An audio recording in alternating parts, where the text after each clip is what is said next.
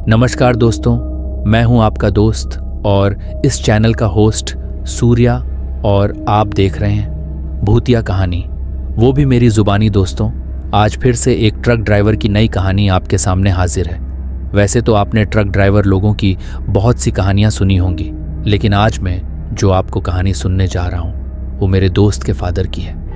लेकिन कहानी को स्टार्ट करने से पहले मैं चाहता हूं कि मेरे दोस्त और मेरा रिश्ता जिस प्रकार गहरा है उतना ही गहरा रिश्ता मैं आपके साथ बनाऊं। इसलिए अगर आपने अभी तक वीडियो को लाइक नहीं किया है तो लाइक कीजिए और चैनल को जल्दी से सब्सक्राइब करके अपनी राय कमेंट बॉक्स में दीजिए, ताकि मैं आपको और भी अट्रैक्टिव कहानी सुनाता रहूं। तो चलिए कहानी की ओर चलते हैं। और जैसा कि यह कहानी मेरे दोस्त राजू की है, तो मैं इस कहानी को उसके पॉइंट ऑफ व्यू से सुनता हूं। दोस्तों, मेरा नाम राजू है और मैं राजस्थान के जयपुर ज़िले का रहने वाला हूं। मैंने ट्रक चलाने का काम बहुत कम उम्र में ही शुरू कर दिया था। जब मैं 22 साल का था तभी से मैं मेरे फूफा जी की ट्रक चलाने लग गए थे। लेकिन जो डरावनी घटना मैं आपके साथ शेयर करने जा रहा हूं वो तब की है जब मैं 29 साल का था। आज मुझे ट्रक चलाते हुए लगभग 9 साल हो चुके हैं, लेकिन उस घटना के बाद मैंने मेरे जीवन में ट्रक चलाते वक्त कभी भी शॉर्टकट रास्ता नहीं अपनाया। दरअसल ये घटना उस वक्त की है जब हमारे देश में लॉकडाउन लगा हुआ था और किसी को भी कहीं पर भी आने जाने की इजाज़त नहीं थी, सिवाय इमरजेंसी सेवाओं के। उस वक्त मैंने अपनी गाड़ी मेडिकल लाइन में दवाओं को लाने और ले जाने में लगा रखी थी, इसीलिए मुझे लॉकडाउन में भी गाड़ी चलानी पड़ रही थी। उस दिन मैंने ट्रक में हनुमानगढ़ से सामान लोड किया और मुझे ये सामान दिल्ली पहुंचाना था।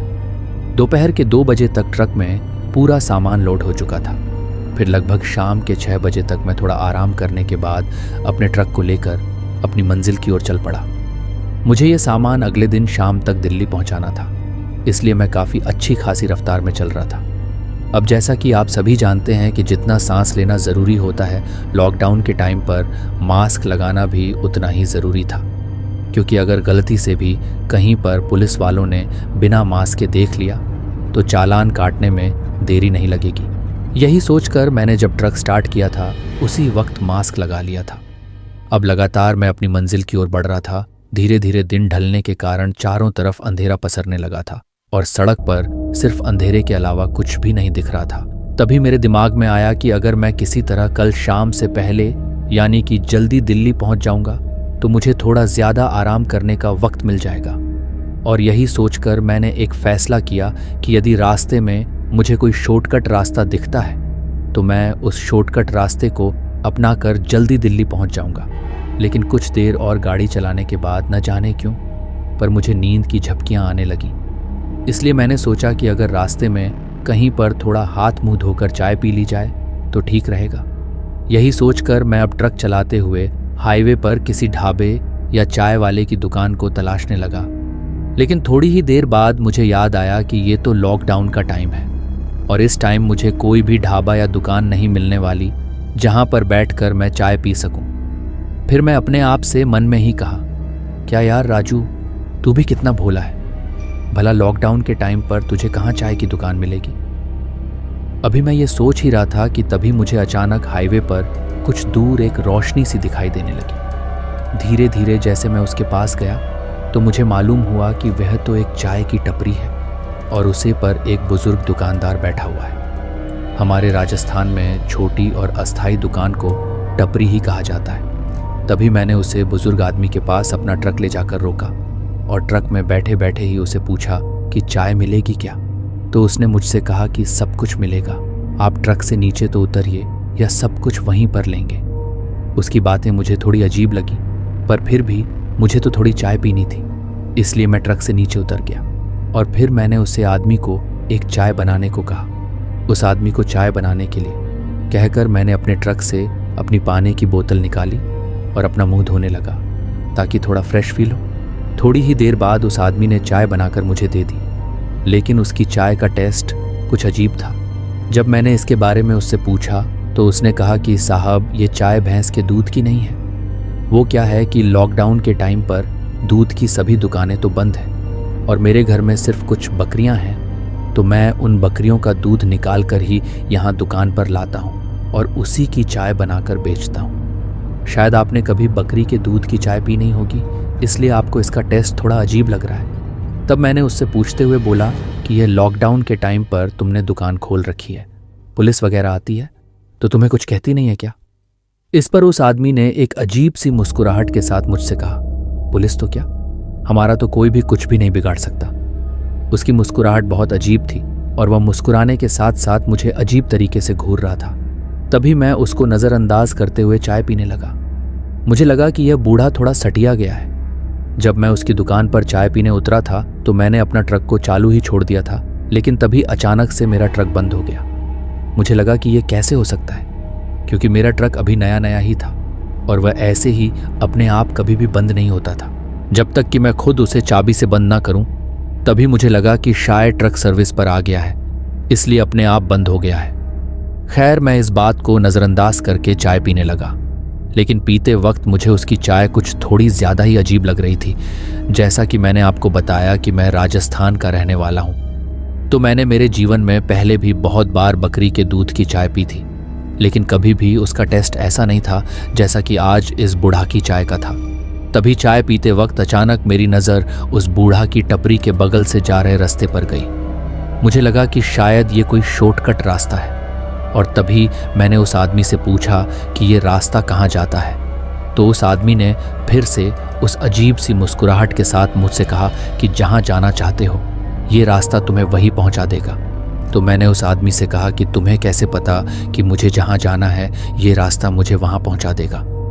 इस पर वहाँ आदमी कुछ नहीं बोला, बस चुपचाप अपना सिर नीचे के बैठा रहा।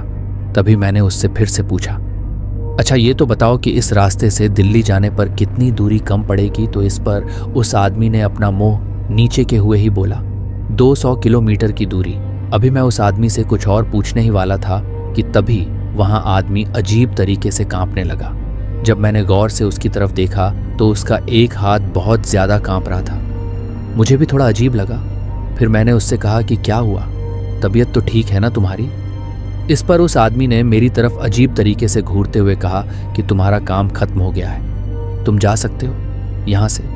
मुझे भी उससे कुछ ज़्यादा मतलब नहीं था, इसलिए मैं जाकर अपने ट्रक में बैठ गया। लेकिन ट्रक में बैठने के बाद भी जब मैंने उस आदमी को देखा तो उसकी हरकतें मुझे बहुत अजीब लग रही थी।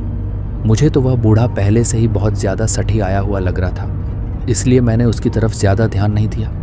लेकिन न जाने क्यों उसकी चाय पीने के बाद मेरा ध्यान बार बार उस शॉर्टकट रास्ते की तरफ जा रहा था, और हुआ भी अंत में यही, मैं उसे शॉर्टकट रास्ते से ही दिल्ली की तरफ निकल पड़ा। अब चारों तरफ घना अंधेरा हो चुका था। जब मैंने अपनी घड़ी में टाइम देखा तो रात के 9 बज रहे थे। तभी मुझे अचानक से याद आया कि मैंने उस आदमी को चाय के पैसे तो दिए ही नहीं, लेकिन अब मैं वहां से काफ़ी ज़्यादा आगे आ चुका था, इसलिए मैंने वापस जाना भी ठीक नहीं समझा। लेकिन मुझे ज़्यादा अजीब बात तो ये लगी कि उस आदमी ने भी मुझे चाय के पैसे नहीं मांगे। खैर, मैं अब इन सब बातों को नज़रअंदाज करके अपने रास्ते पर आगे बढ़ रहा था। लेकिन मुझे उस रास्ते पर एक सबसे बड़ी अजीब बात ये लगी कि पीछे जब मैं हाईवे से आ रहा था तो हाईवे के दोनों तरफ जो पेड़ पौधे थे वे हरे भरे थे, लेकिन इस रास्ते के अगल बगल में जो पेड़ पौधे थे वे पेड़ पौधे बिल्कुल सूखे हुए थे और उन पर एक भी हरी पत्ती नहीं थी। तभी मैंने मन में सोचा कि ऐसा कैसे हो सकता है। कुछ देर पहले जिस हाईवे पर दोनों तरफ हरियाली थी तो उससे इतनी सी दूरी पर इतना सूखा कैसे हो सकता है। पर मुझे तो जल्दी से दिल्ली पहुंचना था, इसलिए मैंने इस बात को भी नज़रअंदाज कर दिया। अब जब मैं उस रास्ते पर आगे बढ़ रहा था तो मैंने एक चीज़ नोटिस की कि उस रास्ते पर स्पीड ब्रेकर बहुत ज़्यादा थे। लगभग हर 2-3 किलोमीटर पर स्पीड ब्रेकर आ ही रहा था। ऐसे में मैंने सोचा कि इस रफ्तार से तो मैं शायद टाइम पर मुंबई नहीं पहुंच पाऊंगा। पर अब मैं कर भी क्या सकता था, क्योंकि उस रास्ते पर अब मैं काफ़ी आगे आ चुका था, इसलिए मैंने चलते रहना ही ठीक समझा। लेकिन कुछ देर बाद ट्रक चलाते हुए मुझे महसूस होने लगा कि जैसे ट्रक को बहुत ज़्यादा पावर की ज़रूरत है।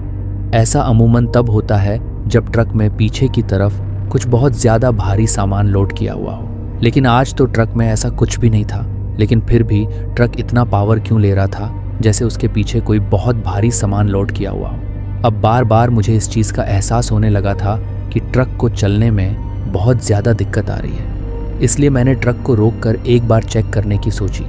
लेकिन रोकने से पहले सामने के रास्ते का मंजर देखकर मेरा ट्रक रोकने का दिल नहीं कर रहा था, क्योंकि वह रास्ता बहुत ही ज़्यादा उबड़ खाबड़ और देखने में भी खिपनाक लग रहा था। खैर, वैसे तो मुझे इतना ज़्यादा डर नहीं लगता था, लेकिन आखिर हूँ तो मैं भी एक इंसान ही।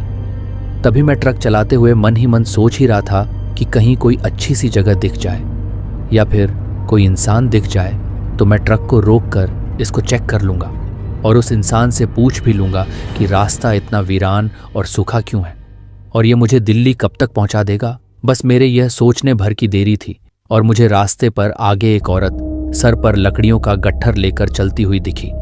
उसे देखकर मैंने सोचा कि इतनी रात को यह औरत लकड़ियों का गट्ठर लेकर कहाँ जा रही है। तभी मैंने अपनी घड़ी में टाइम देखा तो रात के 12 बज रहे थे। मुझे थोड़ा अजीब तो लगा, पर फिर भी मैंने उसके पास ले जाकर अपनी ट्रक को रोक दिया।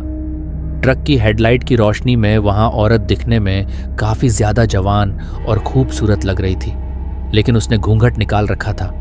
मेरे ट्रक को उसके पास रुकता देख वहां औरत भी वहीं पर रुक गई। तभी मैंने उस औरत से पूछा कि ये रास्ता कितना लंबा और है, लेकिन शायद ट्रक के इंजन की आवाज में उससे कुछ सुनाई नहीं दे रहा था, इसलिए मैंने नीचे उतरकर ही उससे बात करना ठीक समझा। तो अब मैं ट्रक को चालू छोड़कर ही केबिन से नीचे उतरा और उस महिला के पास गया। लेकिन जैसे ही मैं उतरकर उस महिला की तरफ आगे बढ़ने लगा तो उस औरत ने अपने लकड़ियों के गट्ठर से अपनी कुल्हाड़ी निकाली और मेरी तरफ आगे बढ़ा दी। ये देखकर मैं बहुत ज्यादा डर गया। तभी मैंने उससे कहा कि घबराने की कोई बात नहीं है, मैं सिर्फ रास्ता भटक गया हूं और मैं आपसे रास्ता पूछने के लिए ही नीचे उतरा हूं, आप मुझे गलत ना समझे। इस पर वहां महिला कुछ नहीं बोली, लेकिन उसने अपने हाथ में ली हुई कुल्हाड़ी को नीचे कर लिया। दरअसल कुल्हाड़ी हमारे राजस्थान में एक प्रकार का औजार है जिसे कुछ भी लकड़ी या अन्य चीजों को काटने के लिए काम में लिया जाता है। अभी मैं उस महिला से कुछ और पूछने ही वाला था कि तभी उसने अपना घूंघट ऊपर किया और उसके घूंघट ऊपर करते ही मैं तो मंदमुग्ध हो गया, क्योंकि वह दिखने में काफी ज्यादा खूबसूरत थी। तभी मैंने अपने आप को संभालते हुए उस महिला से पूछा कि क्या यह रास्ता आगे जाकर ठीक होगा या ऐसे ही उबड़ खाबड़ रहेगा। तभी उस महिला ने कहा कि नहीं, ये ज्यादा आगे तक ऐसा नहीं है, आगे जाकर अच्छा रास्ता है। लेकिन उसकी आवाज सुनते ही मुझे बहुत अजीब लगा, क्योंकि वह जितनी दिखने में खूबसूरत थी उसकी आवाज उतनी ही बदसूरत, या फिर यूं कहे कि अच्छी नहीं थी, क्योंकि उसकी आवाज बिल्कुल मर्दों की तरह थी। जब वह बोल रही थी तो मुझे ऐसा लगा जैसे कोई महिला नहीं बल्कि कोई लड़का बोल रहा हो, लेकिन मेरा ध्यान उसकी आवाज से ज्यादा उसकी खूबसूरती पर जा रहा था। इसलिए मैंने उससे पूछा कि आप इतनी रात को कहाँ जा रही हो, और वो भी इन लकड़ियों के गठरी को लेकर। तो इस पर उस महिला ने कहा कि लॉकडाउन का समय चल रहा है, ना तो दिन के समय तो बाहर जाकर लकड़ियाँ ला नहीं सकते, इसलिए मैं रात के समय ही लकड़ियाँ लेकर आती हूँ, क्योंकि हमारे घर पर लकड़ियों से ही खाना बनता है। तो मैंने सोचा कि हो सकता है ये महिला सच बोल रही हो, क्योंकि उस समय लॉकडाउन में माहौल भी ऐसा ही था। तभी अचानक मेरा ट्रक अपने आप ही बंद हो गया। जब तक ट्रक चालू था तब तक तो सड़क पर, लेकिन जैसे ही ट्रक बंद हुआ तो चारों तरफ अंधेरा छा गया। अब जैसे ही उस अंधेरे में मैंने अपनी नज़र उस महिला की तरफ घुमाई तो मेरे तो होश ही उड़ गए, क्योंकि हेडलाइट की रोशनी में वह महिला जितनी खूबसूरत और जवान दिख रही थी, अंधेरा होते ही वह महिला उतनी ही ज्यादा बदसूरत और बूढ़ी नजर आ रही थी। उसका चेहरा एक तरफ से पूरा जला हुआ था और उसके होंठ बिल्कुल काले पड़ गए थे। अब उसका यह मंजर देखकर मैं थर थर कांपने लगा और पूरा पसीने से भीग गया। मेरी यह हालत देखकर वह महिला एक अजीब तरीके से मुस्कुराने लगी। अब जैसे जैसे वह महिला मुस्कुरा रही थी तो वैसे वैसे ही उसके होंठों से खून टपक रहा था। ये सब देखकर मैं तो वहां जैसे पत्थर की तरह जम गया था। मैं हिलना और चिल्लना चाहता था, पर मेरे हलक से आवाज निकल ही नहीं रही थी और पैरों को तो जैसे किसी ने फेविक्विक से वहीं पर चिपका दिए हो। उस महिला और मेरे बीच में सिर्फ 2 कदमों का ही फासला था। अब वो महिला धीरे धीरे मेरी तरफ आने लगी। ये देखकर मेरे दिल की धड़कन की रफ्तार 2 गुनी हो गई थी। मुझे ऐसा लग रहा था कि मुझे बस अब हार्ट अटैक आने वाला है। वो महिला मुझे अजीब तरीके से मुस्कुराते हुए घूर रही थी और उसके अंदर से घर घर की आवाज आ रही थी। साथ ही उसके होठों से खून की बूंदें अपने आप ही टपक रही थी, जैसे अभी अभी उसने किसी का खून पिया हो। उस महिला की मुस्कुराहट बिल्कुल उस बूढ़े की तरह थी जिसने शाम के वक्त उस टपरी पर मुझे चाय पिलाई थी। और जिसने मुझे ये शॉर्टकट रास्ता दिखाया था। ये महिला बिल्कुल उसी की तरह मुझे घूर रही थी और मुस्कुराहट रही थी। अभी मैं वहां से भागने ही वाला था कि तभी उस औरत ने अपने सिर पर रखा गठरी फेंक दिया। जब मैंने उस गठरी की तरफ देखा तो मेरी तो घीक ही बैठ गई, क्योंकि वह कोई लकड़ियों का गठरी नहीं था, बल्कि वह इंसान की हड्डियों का गठरी था, जिसमें बहुत सारे इंसानी कंकाल थे। ये देखकर तो मैं अब डर के साथ में आसमान पर था। ये सब देखकर मैं समझ चुका था कि मैं बहुत गलत रास्ते पर आ चुका हूँ और इसके साथ ही मैं बहुत बुरी तरीके से फंस भी चुका हूँ, क्योंकि यह महिला अब मुझे जिंदा नहीं छोड़ेगी।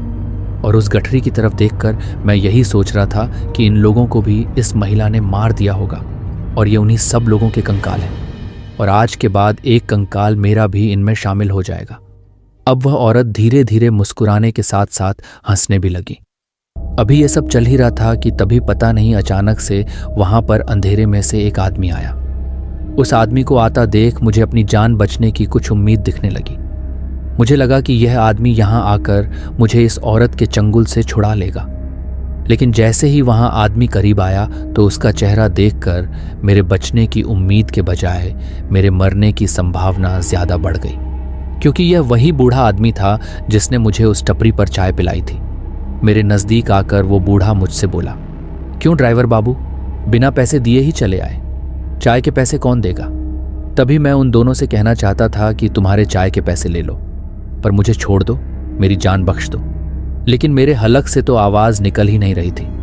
अचानक उस चुड़ैल महिला ने मेरे सीने पर एक लात मारी और मैं धड़ाम से पीठ के बल सड़क पर गिर पड़ा।